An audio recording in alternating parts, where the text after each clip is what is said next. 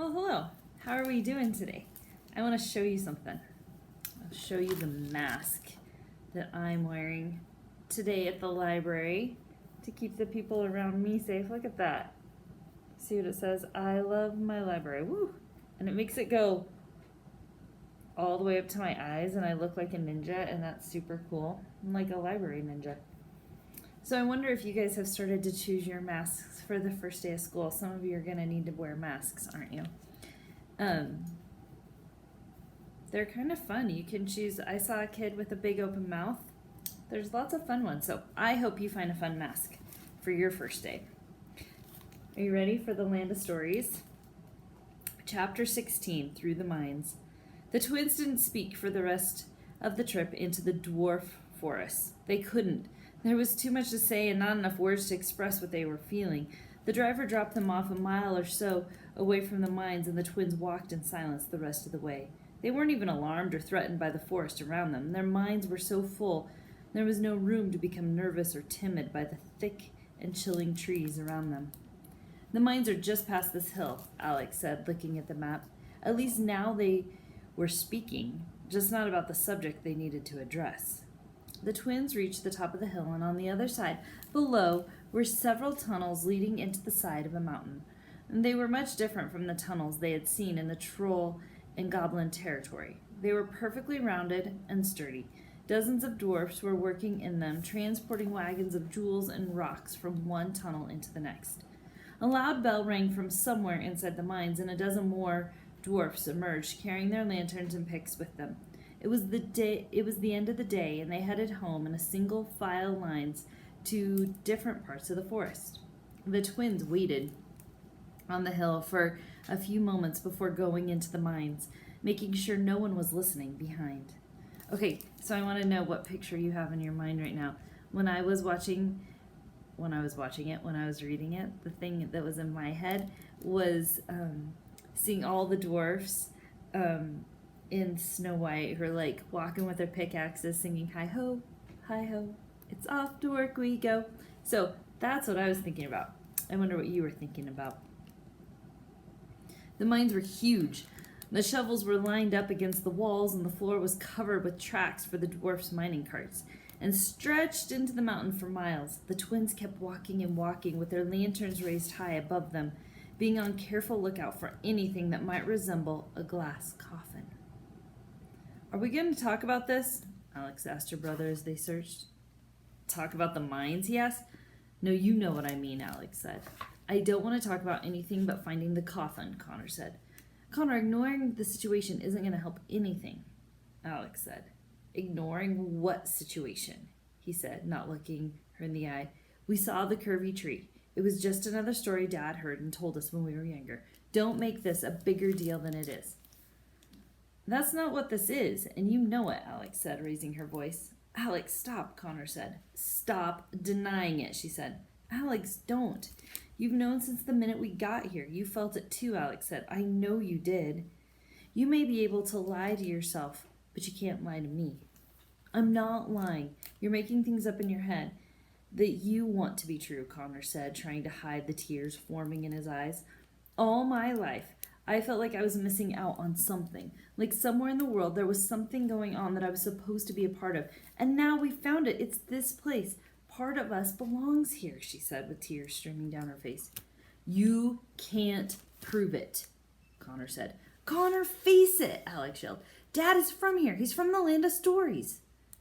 Then why didn't he tell us? Connor shouted, and it echoed through the mines. Why did he keep it from us? He sat on the ground and quietly sobbed into his hands. Alex sat on the ground next to her brother and cried with him. It was so much to take on, so much to digest. Maybe he felt like he couldn't, Alex said. He always said he would take us to the places where he grew up when we were older. We're still pretty young. Maybe he thought he would tell us when he thought we were old enough to understand. I think... Hi, kids. Did I ever tell you I'm from another dimension? It's pretty shocking, no matter what age you are, Connor said. Such a heavy thing to confess, Alex said. He must have been waiting for the right moment.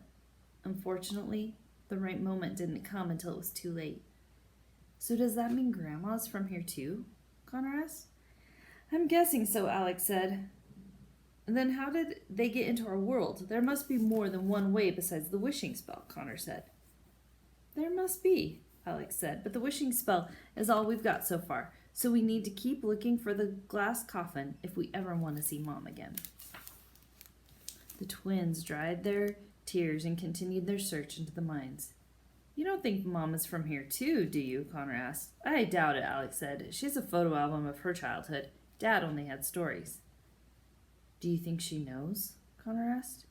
She has to, Alex said. How could she not? They were married for more than a decade. And then maybe she knows where we are, Connor suggested. Maybe she isn't as worried about us as we thought. The twins spent another hour just walking through the mines. Connor had seen so many tunnels that he felt like his mind was starting to play tricks on him. He could have sworn he kept seeing things running around in the shadows. Did you see that? He asked. Paranoid. You're just seeing shadows, Alex said. Oh, Connor said. I could have sworn it was... Never mind. The twins found a long miniature table with a dozen miniature chairs around it. It looked like an area where the dwarfs took breaks from work. A large portrait of Snow White hung on the dirt wall behind it, and a glass coffin with rubies and diamonds sat against the wall underneath it. Bingo, Connor said. He used a pick that had been left on the table to pry a few of the jewels loose from the coffin and place them in Alex's bag. He could see where a few had already been taken by others before them. That was easy, Connor said, and as soon as he turned around to face his sister, he wished he hadn't said that. Connor, Alex said, looking at her brother, who was completely petrified. Through the dim flames of their lanterns, the twins saw a dozen humongous black wolves circling them. They were surrounded by the big, bad wolf pack. The wolves growled at the twins and gritted their teeth. Stay back, Connor said, and swung the pick at them. This didn't affect them at all. A few of them snickered. Are these them? One wolf said. Yes, another wolf said. We've been tracking their scent for days. Hello, children, said Malumclaw, creeping toward them. I would say, nice to meet you, but I can tell from your smell that we have crossed paths before. Please don't hurt us, Alex said. She was shaking with fear and clutching onto Connor. Can we eat their limbs, at least, another wolf said. She doesn't need their limbs, does she? She? Alex asked. Who is she? We agreed we would bring them to her unharmed, Malumclaw said regretfully, looking toward the twins. You're coming with us. Connor, Alex whispered to her brother. What are we going to do? I've got an idea, Connor said. He placed his lantern on the ground and took a step closer to Malumclaw. Bad dog, very bad dog. Sit. The wolves and Alex all had the same expression on their faces. What was he doing? I said sit. That's a very bad dog. Go to your basket, continued Connor, shaking his index finger at Malumclaw. Whatever he thought he was doing was failing miserably, and it was just insulting the wolves. I changed my mind, Malumclaw said to the pack. You can eat their limbs. Well, I'm out of ideas, Connor said, looking back at his sister. I'm not, Alex said. In one quick move, Alex kicked the lantern Connor had placed on the ground and it soared across the tunnel and crashed into one of the wolves, setting him partially ablaze. The wolves rushed to help extinguish their friend. Alex grabbed Connor's hand and they ran farther down the tunnel, going deeper into the mines. After them, Malumclaw commanded, and the remaining members of the pack chased after them. The twins ran as fast as they could. They only had one lantern left, so they were practically in the dark. They could hear the wolves stampeding behind them. Their howls were unbearably loud as they echoed down the tunnel. The tunnel began to descend, making it nearly impossible for the twins to run. Jump in there, Connor said, pointing to a mine cart on a track. No way, Alex said. But Connor picked her up and plopped her inside. He jumped inside himself and pulled the brake lever, and the cart began traveling down the tunnel at a rapid speed. A few of the wolves swiped at them with their claws, and the twins ducked down as far as they could in the cart, but not before one of them reached Connor and left a bloody scratch on his forearm. Alex kicked another right in the snout, and it whimpered away. Another wolf barely missed the twins with his claws, but knocked the brake lever right off the cart. The cart gained speed, and soon they were outrunning the wolves. We're doing it! We're getting away, said Connor, holding his hand over his wounded arm. I wouldn't celebrate just yet if I were you, Alex said. She pointed to a sign ahead that said, Danger. Use brake lever while going down tunnel. That's not good, Connor yelled, wishing for the lever to somehow grow back on their cart. The cart began speeding faster down the tunnel as it descended at a steeper angle. They were going so fast, too fast, they could barely open their eyes with the air rushing by their faces. The track turned and dipped deeper into the mountain. The twins were afraid they were going to fly out of the cart if they didn't fly right off the track first. It was the scariest roller coaster they had ever been on. And this would be awesome if it weren't for the fear of death, Connor shouted. He was even tempted to put his hand up, but he knew it wasn't an appropriate time. And the cart zoomed through the mines, showing no signs of slowing down. In a matter of seconds, the twins' greatest fear had gone from being eaten alive by wolves to crashing in a dwarf mine. The track led them through a giant cave with stalactites pointing towards stalagmites and a large pool of water at the very bottom. To the twins' horror, they passed another sign which said, Dead End. It appeared an avalanche of rocks had fallen on the track many years before, and now the twins were speeding toward the solid rock wall that had formed there. The twins ducked as low as they could in the minecart, bracing themselves for the traumatic injuries they were about to receive. The cart slammed against the rocks. It violently rattled as it broke through the wall.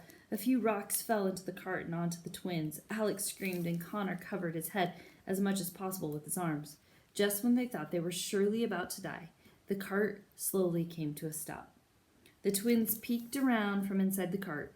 They were outside, somewhere in the dwarf forest, on the other side of the mountain. I cannot believe we just survived that, Connor said.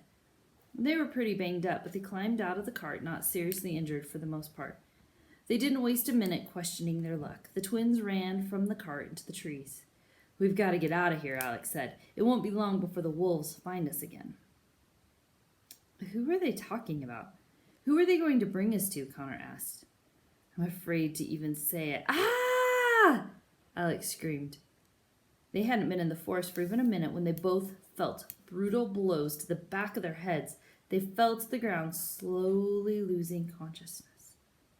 Right before they passed out completely, the twins saw the faces of Bobblewort the troll and Eghorn the goblin looking down at them, holding a club in his hand.